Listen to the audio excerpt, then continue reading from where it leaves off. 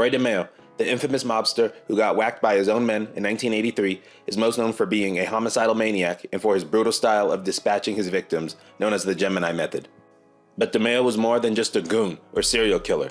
He was a criminal mastermind, the rare breed of gangster who had some brains to match his balls and brawn. Evidence of his criminal genius can be found in analyzing his car theft ring in the 1970s and 80s. This racket was insanely profitable, one of the most successful mob scams of all time. Here's how it worked, according to his son Albert. Believe it or not, the enterprise started legitimately.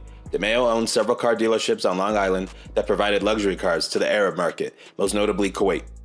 The Arab demand for cars was high, so high that when DeMeo couldn't get the cars legally, he had people steal them. The profit margin was huge. One stolen car could bring in up to $15,000.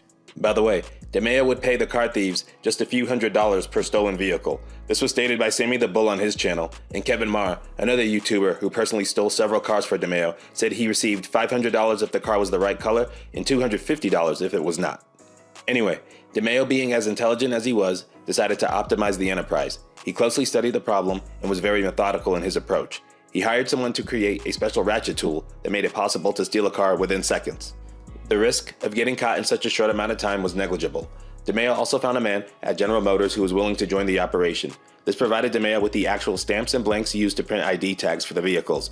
With another inside person at the Department of Motor Vehicles, the scheme became virtually foolproof. The cars were stolen, re-tagged with factory equipment, issued new DMV registration, and made ready to ship within 24 hours.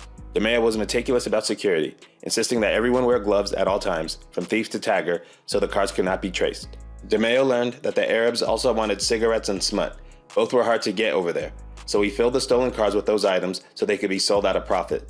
The total operation, cars, cigs, and smut, allegedly brought in hundreds of thousands of dollars per week for the Gambinos.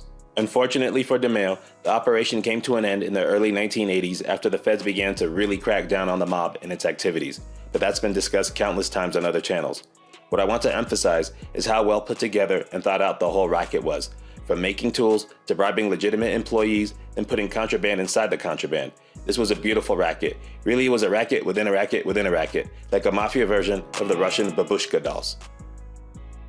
I wasn't sure whether to mention this in this video, but since it's about another Roy DeMeo car-related racket, I'll talk about it now.